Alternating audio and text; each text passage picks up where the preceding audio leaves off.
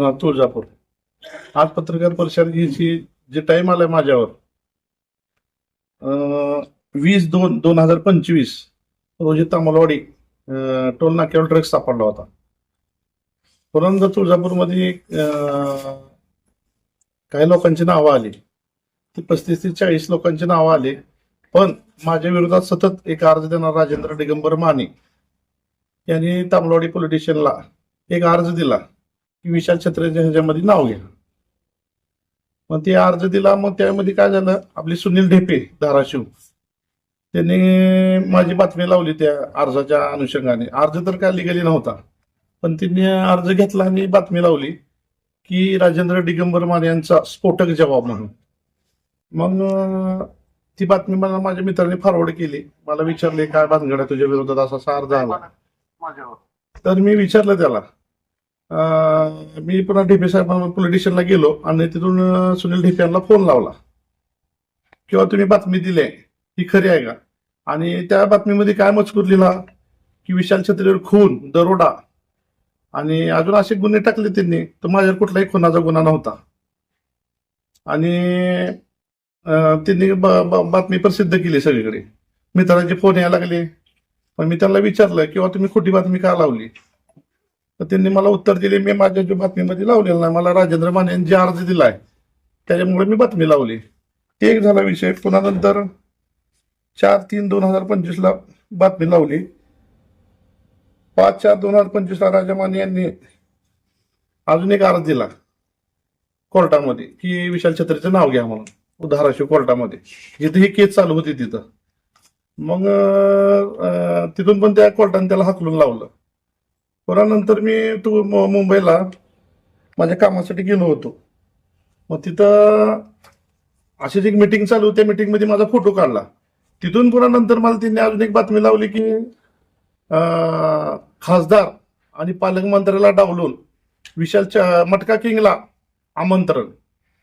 असं कुठलं मला आमंत्रण नव्हतं, पण त्यांचं म्हणणं होती मटका किंग तुमचं नाव कुठे घेतलं मी. पण त्यामध्ये एक भावनिक लोळ तिलताचा मी ठेका घेतला होता. ते ठेका घेतल्यामुळे त्याच्यामध्ये भावनिक लोळ तिलताचा ठेका, त्या मटका किंगला भावनिक लोळ तिलताचा ठेका देण्यात आला असा त्यांनी उल्लेख केला. मग त्यांची माझी पुन्हा नंतर एक दिवशी फोनवर बोलाबोली झाली. फोनवर त्यांनी मला म्हणले काय मिटवायचं असेल तर माझा माणूस येईल जब्बार म्हणून. मग जब्बार आले. मग जब्बारने मला हॉस्पिटल पाशी बोलविलं. जब्बार शेखनं मला म्हणले ते साहेबांना सांगितलं ते करून टाका. म्हणजे कोणचे साहेब, तर सुनील ढेपे. मग त्यांनी 1 लाखाची मला मागणी केली. 1 लाखाची मागणी केल्यावर मी त्यांना आता पैसे सध्या नाहीत, पण मी रिकामा हाताने जाऊ का म्हणून मला जब्बार शेख म्हणले. म्हणलं माझ्या अकाउंटला 5-10 हजार रुपये आहेत, मी तुम्हाला अकाउंटवर मारतो. तर त्यांनी मला काय सांगितलं, तुमच्या अकाउंटवरून नको, दुसरं कोणाच्या अकाउंटवर मारत असेल तर मारा. मग मी एका किराणा दुकानमध्ये माझ्या जवळच्या संबंधात तिथे गेलो आणि तिथून त्यांना 5,000 रुपये, त्यांनी ज्या नंबरला सांगितलं त्या नंबरला 5,000 रुपये मारले.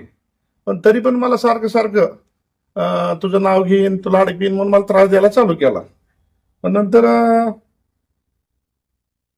ही कालची तक्रार जी दिलेली आहे मी, आता त्यांच्यावर काल गुन्हा दाखल झाला 2 तारखेला 2/1/2026 ती मी 29/9/2025 SP मॅडमला धाराशिवमध्ये दिलेला आहे.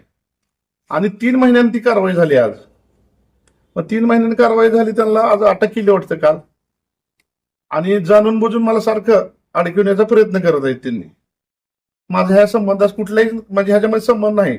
माझ्यावर गुन्हे एवढे आहेत, माझ्यावर अशी कारवाई झाली, खून आहे, दरोडा आहे, कुठलीही माझ्यावर केस नाही. पहिल्या केस होत्या सगळ्या निर्दोष झालेले आहेत. बस 25 त्यांना तक्रार दिलेली आहे, तर पोलिसांनी तक्रार उशीर केलेला आहे, मी केलेला नाही. त्यात मग आज का दाखल करून घेतली केस? मग ते त्यांना माहित ना चौकशी. मी त्यांच्या वारंवार त्यांच्या SP मॅडमकडे DSP मॅडमला वारंवार ह्याची चौकशी करत होतो. मग त्या चौकशीमुळे त्यांनी मी 23/12/2025 सुद्धा अर्ज केलेला आहे चौकशी पूर्ण म्हणून. पण त्यांनी काल गुन्हा दाखल केला. 9व्या महिन्यापासून जवळपास असं 4 महिने व्हायला लागले. 5व्या महिन्यात गुन्हा दाखल. माझ्या मागे तर वारदस्त कोणाचा असला असता राजकीय, तर माझा त्या दिवशीच गुन्हा दाखल झाला असता. त्या दिवशी काही पुरावे दाखल केले का? म्हणजे तुम्ही असं हो, फोन पे, गुगल पे सगळं त्यांना दाखवून दिलेलं आहे मी तवाच. पुरावे दाखल झाल्यावरच काल गुन्हा दाखल झाला. काल गुन्हा दाखल 4 महिन्याने. हो. बँक स्टेटमेंट वगैरे त्यांना दिली. मग चौकशी चालू होती डीएसपी ऑफिसला आपल्या तुळजापूरमध्ये. मग तिथून मी सारखं रोज चाललो. मग त्यांनी चौकशी चालू आहे म्हणून चौकशी चालू मला खेळवत राहिली 3 महिने. बातम्या दिल्याच्या रागातून खोटा गुन्हा दाखल केला असं बोललं जाते. नाही मी बातम्या माझ्या विरोधात त्यांनी खोट्या लावल्यात आतापर्यंत.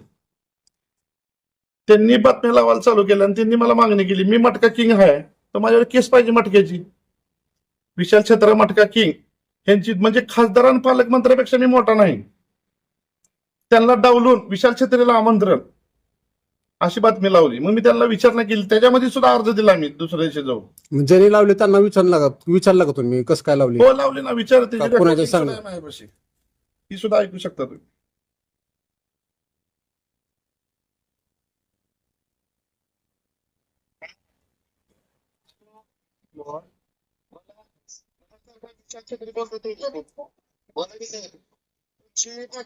समाजसेवकाची टाकली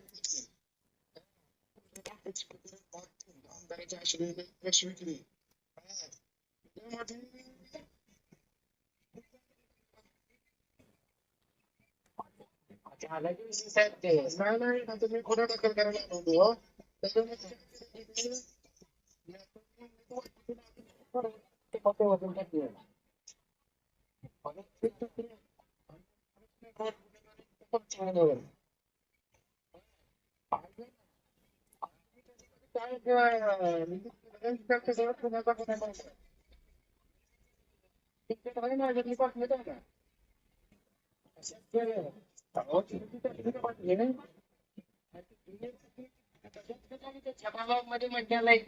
नाही ते बाबा त्याचा काय पुरावा द्या.